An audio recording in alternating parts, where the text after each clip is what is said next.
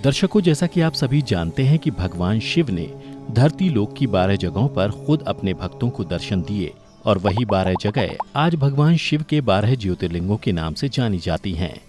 हिंदू धर्म के ग्रंथों की माने तो जब तक मनुष्य भगवान शिव के इन 12 ज्योतिर्लिंगों का दर्शन नहीं कर लेता है, तब तक उसका आध्यात्मिक जीवन पूर्ण नहीं हो पाता। आज के इस एपिसोड में हम आपको भगवान शिव के ज्योतिर्लिंगों के बारे में वो कथाएं बताने जा रहे हैं जिसके बारे में अधिकतर जनमानस नहीं जानते, जबकि इसका वर्णन शिव पुराण में बड़े ही विस्तार से किया गया है। नमस्कार दर्शकों, द डिवाइन टेल्स पर आपका फिर से स्वागत है। नंबर 1, सोमनाथ ज्योतिर्लिंग। शिव पुराण के कोटि रुद्र संहिता के अनुसार ज्योतिर्लिंग में सबसे पहले सोमनाथ का नाम आता है। प्रजापति दक्ष ने अपनी 27 कन्याओं का विवाह चंद्रमा के साथ किया था। चंद्रमा को स्वामी के रूप में पाकर दक्ष कन्याएं विशेष शोभा पाने लगीं तथा चंद्रमा भी उन्हें पत्नी के रूप में पाकर निरंतर सुशोभित होने लगे। उन पत्नियों में जो रोहिणी नाम की पत्नी थी, उससे चंद्रमा सबसे अधिक प्रेम करते थे, जिससे बाकी पत्नियां दुखी रहने लगीं। एक दिन वे सभी अपने पिता प्रजापति दक्ष के पास गईं और उन्हें सारी बातें बताईं। अपनी पुत्रियों की बातें सुनकर प्रजापति दक्ष दुखी हो गए। फिर चंद्रमा के पास जाकर शांतिपूर्वक बोले, हे वत्स, तुम निर्मल कुल में उत्पन्न हुए हो। तुम्हारे आश्रय में रहने वाली जितनी भी स्त्रियां हैं, उन सब के प्रति तुम्हारे मन में भेदभाव क्यों है? तुम किसी को अधिक और किसी को कम प्रेम क्यों करते हो? अब तक जो किया सो किया, अब आगे फिर कभी ऐसा भेदभावपूर्ण बर्ताव तुम्हें नहीं करना चाहिए, क्योंकि उसे नरक देने वाला बताया गया है। प्रजापति दक्ष चंद्रमा को ये बातें बतलाकर अपने घर को लौट आए। उन्हें पूर्ण विश्वास था कि चंद्रमा अब भेदभावपूर्ण बर्ताव नहीं करेगा, परंतु चंद्रमा ने प्रजापति दक्ष की बात नहीं मानी। वे रोहिणी में इतने आसक्त हो गए कि उन्होंने दूसरी किसी पत्नी का कभी आदर नहीं किया। इस बात को सुनकर दक्ष दुखी हो फिर चंद्रमा के पास गए और उनसे बोले, हे वत्स, मैं पहले भी कई बार तुमसे प्रार्थना कर चुका हूँ, फिर भी तुमने मेरी बात नहीं मानी, इसलिए आज मैं तुम्हें शाप देता हूँ कि तुम्हें क्षय रोग हो जाए। इतना कहते ही चंद्रमा क्षण भर में क्षय रोग से ग्रसित हो गए। उनके क्षीण होते ही तीनों लोकों में हाहाकार मच गया। यह देख इंद्र सहित सभी देवतागण और ऋषि महर्षि परमपिता ब्रह्मा जी के पास गए और उन्हें चंद्रमा के बारे में सारी बातें बतलाईं। तब ब्रह्मा जी ने कहा, देवताओं एवं ऋषियों, जो हुआ सो हुआ, उसे अब पलटा नहीं जा सकता, किंतु इसके निवारण के लिए मैं तुम्हें एक उपाय बताता हूँ। चंद्रमा से जाकर आप सभी कह दें कि वह प्रभास नामक शुभ क्षेत्र में जाएं और वहां विधि पूर्वक महामृत्युंजय मंत्र का जाप करते हुए भगवान शिव की आराधना करें। अपने सामने शिवलिंग की स्थापना करके वहां चंद्रमा नित्य तपस्या करें। इससे प्रसन्न होकर शिव उन्हें क्षय रहित कर देंगे। तब देवताओं एवं ऋषियों के कहने से चंद्रमा ने वहां 6 महीने तक निरंतर तपस्या की। फिर एक दिन भक्त वत्सल भगवान शिव प्रसन्न होकर उनके सामने प्रकट हुए और चंद्रमा से बोले, हे चंद्र, तुम्हारा कल्याण हो, तुम्हारे मन में जो भी अभीष्ट हो वह वर मांगो। भगवान शिव के मुख से ऐसी बातें सुनकर चंद्रमा ने उन्हें प्रणाम करते हुए कहा, हे देवेश्वर, यदि आप मुझसे प्रसन्न हैं तो आप मेरे शरीर से क्षय रोग का निवारण कीजिए। मुझसे जो भी अपराध हुआ है उसे क्षमा कीजिए। तब भगवान शिव ने चंद्रमा से कहा, हे चंद्र, एक पक्ष में तुम्हारी कला प्रतिदिन क्षीण हो और दूसरे पक्ष में फिर वह निरंतर बढ़ती रहे। फिर चंद्रमा ने भगवान शिव की स्तुति की। चंद्रमा की स्तुति से प्रसन्न होकर भगवान शिव निराकार रूप से साकार रूप में प्रकट हुए, अर्थात लिंग के रूप में प्रकट हो सोमेश्वर कहलाए और सोमनाथ ज्योतिर्लिंग के नाम से तीनों लोकों में विख्यात हुए। ऐसा माना जाता है कि जो कोई भी मनुष्य सोमनाथ जाकर इस ज्योतिर्लिंग का भक्ति भाव से पूजन करता है, वह चंद्रमा की तरह क्षय और कोढ़ आदि रोगों से मुक्त हो जाता है। वर्तमान में सोमनाथ ज्योतिर्लिंग गुजरात में स्थित है। नंबर 2, मल्लिकार्जुन ज्योतिर्लिंग। शिव पुराण के कोटि रुद्र संहिता के अनुसार यह भगवान शिव का दूसरा ज्योतिर्लिंग है। शिव पुराण में वर्णित कथा के अनुसार एक बार भगवान शिव और माता पार्वती के मन में यह विचार आया कि उन्हें अब अपने दोनों पुत्रों का विवाह कर देना चाहिए, किंतु वे दोनों ये निर्णय नहीं कर पा रहे थे कि पहले गणेश का विवाह कराएं या फिर कार्तिकेय की। फिर उन्होंने दोनों पुत्र गणेश जी और कार्तिकेय जी को अपने पास बुलाया और उनसे बोले, हे वत्स, तुम दोनों में से जो भी सबसे जल्दी संपूर्ण धरती का चक्कर लगाकर आएगा, उसका विवाह पहले होगा। यह सुन कार्तिकेय अपने मोर पर सवार होकर तुरंत धरती का चक्कर लगाने निकल पड़े। वहीं भगवान गणेश ने सोचा कि मेरी सवारी तो मूषक है, अगर मैं संपूर्ण धरती का चक्कर लगाने निकल पड़ा तो मुझे कई वर्ष लग जाएंगे। फिर उन्होंने बुद्धि लगाई और अपने माता पार्वती और पिता शिव के चारों ओर एक चक्कर लगा लिया। यह देख जब उनसे माता पार्वती ने पूछा कि वत्स, यह तुमने क्या किया, तो गणेश जी ने दोनों हाथ जोड़ते हुए कहा, माते, मेरे लिए तो मेरे माता पिता ही संसार हैं, इसलिए मैंने आप दोनों का चक्कर लगा लिया। यह सुन माता पार्वती और भगवान शिव बहुत प्रसन्न हुए और उन्होंने गणेश जी का विवाह विश्वरूपम की दोनों बेटियों रिद्धि और सिद्धि से करवा दिया। उधर जब कार्तिकेय भ्रमण कर वापस आए तो गणेश जी के विवाह के बारे में पता चला, जिससे कार्तिकेय को बहुत बुरा लगा और उन्होंने निर्णय किया कि वो कभी विवाह नहीं करेंगे और फिर वे क्रौंच पर्वत पर चले गए। बाद में माता पार्वती और भगवान शिव के वहां जाकर अनुरोध करने पर भी वह नहीं लौटे और वहां से 12 कोस दूर चले गए। तब शिव और माता पार्वती ज्योतिर्मय स्वरूप धारण कर वहीं प्रतिष्ठित हो गए। उस दिन से भगवान शिव का मल्लिकार्जुन नामक यह तीनों लोकों में प्रसिद्ध हो गया। इस लिंग के नाम में मल्लिका का अर्थ है देवी पार्वती और अर्जुन का अर्थ है भगवान शिव। और ऐसा माना जाता है कि अमावस्या के दिन भगवान शिव और पूर्णिमा के दिन माता पार्वती अपने पुत्र कार्तिकेय से मिलने यहाँ स्वयं आते हैं। वर्तमान में भगवान शिव का यह ज्योतिर्लिंग आंध्र प्रदेश में स्थित है।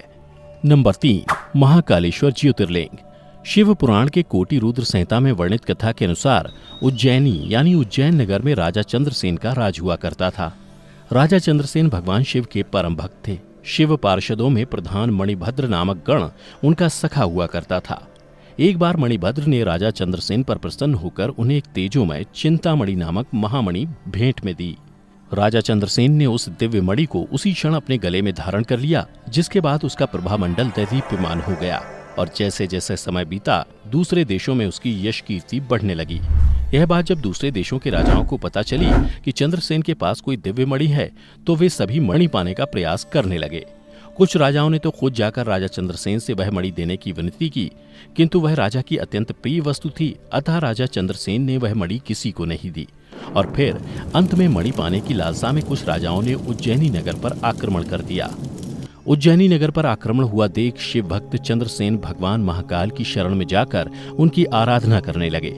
उसी समय गोपी नाम की महिला अपने छोटे बालक को साथ लेकर दर्शन हेतु वहां आई।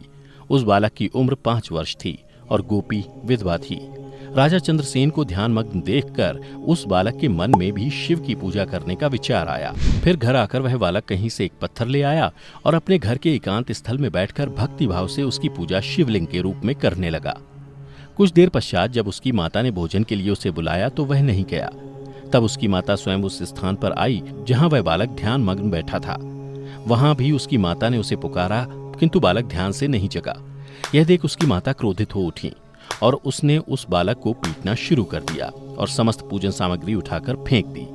उधर जब बालक चेतना में आया तो उसने अपनी पूजा को नष्ट देखकर बहुत दुख हुआ और वह देव देव महादेव करता हुआ वहीं मूर्छित हो गया। फिर जब वह होश में आया तो उसने देखा कि भगवान शिव की कृपा से वहां एक सुंदर मंदिर निर्मित हो गया।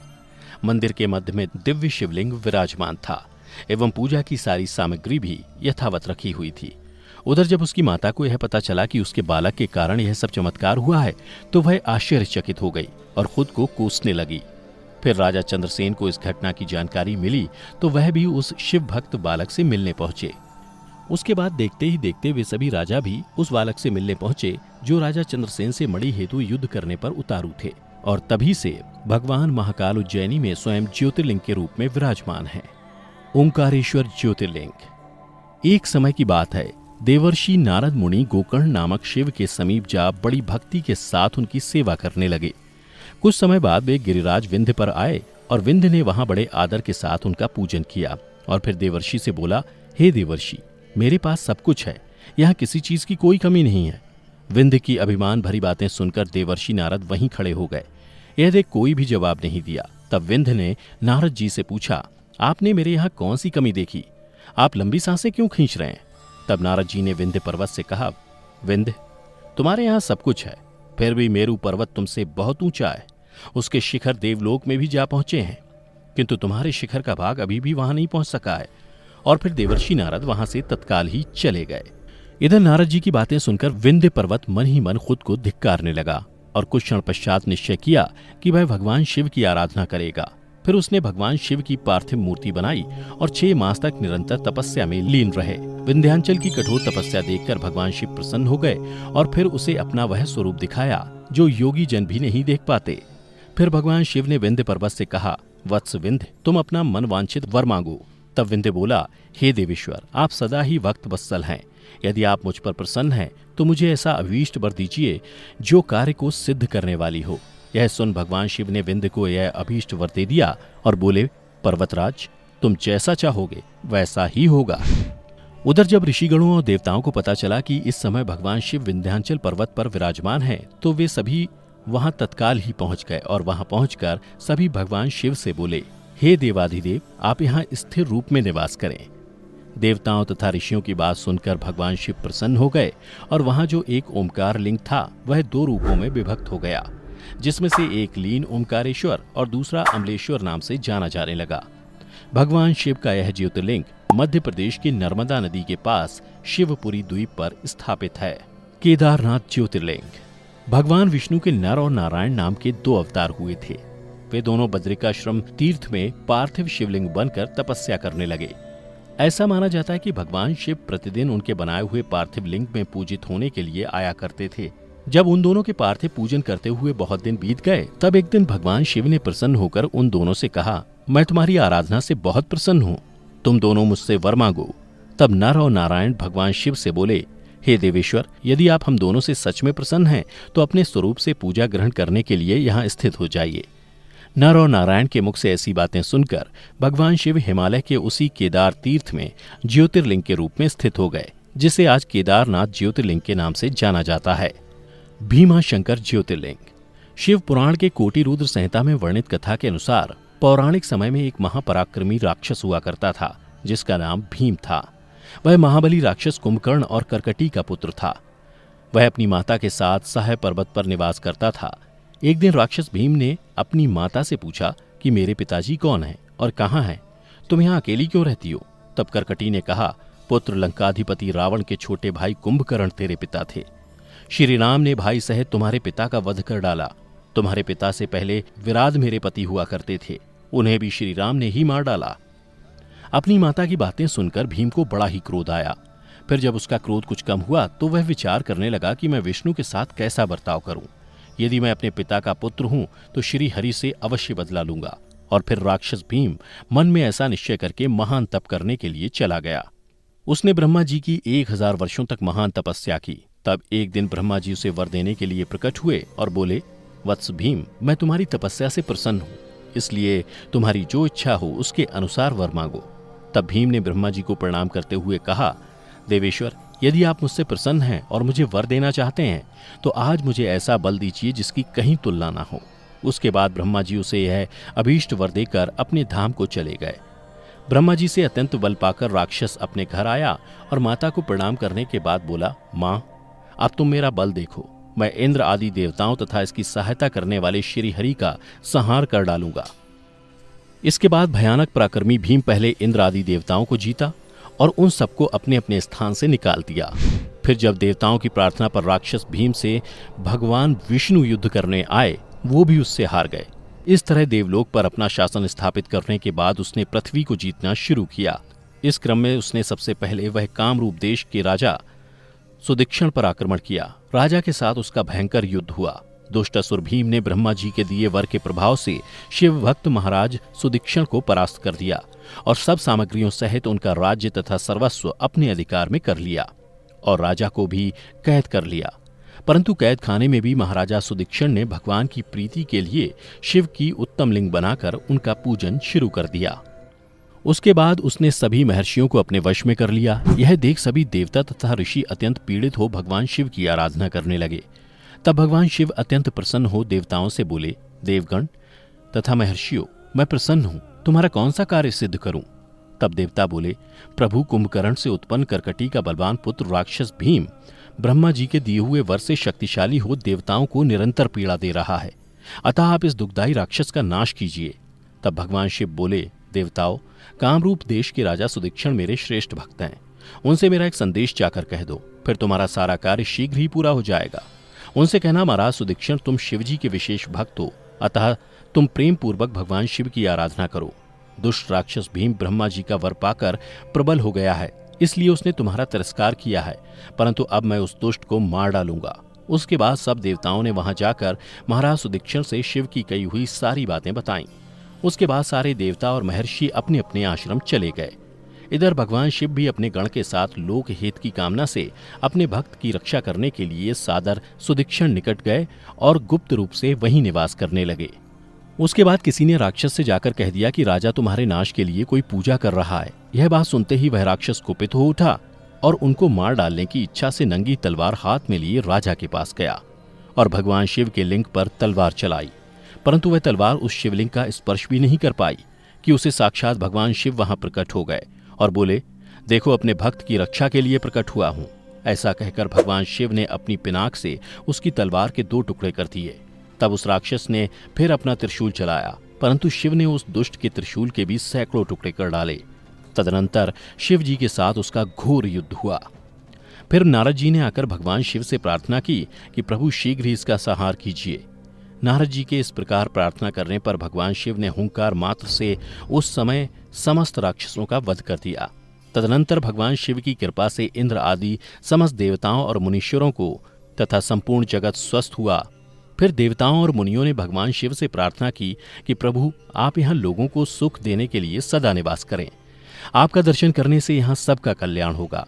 आप भीम शंकर के नाम से विख्यात होंगे और सबके संपूर्ण मनोरथों की सिद्धि करेंगे। आपका यह ज्योतिर्लिंग सदा पूजनीय और समस्त आपत्तियों का निवारण करने वाला होगा और तब से वह लिंग भीम शंकर ज्योतिर्लिंग के नाम से जाना जाता है। दर्शकों, अभी तक भगवान शिव के जिन ज्योतिर्लिंगों की कथा आपने देखी वो कैसी लगी, नीचे कमेंट करके जरूर बताएं। बाकी के बचे ज्योतिर्लिंगों से जुड़ी कथा भी हम जल्द ही लेकर हाजिर होंगे। फिलहाल आज की इस वीडियो में इतना ही। अगर आज की ये वीडियो आपको अच्छी लगी हो तो उसे खुद तक सीमित ना रखें, बल्कि ज्यादा से ज्यादा शेयर करें और ऐसी ही आध्यात्मिक वीडियो देखते रहने के लिए हमारे चैनल को अभी सब्सक्राइब कर लें। अब हमें इजाजत दें। आपका बहुत बहुत शुक्रिया।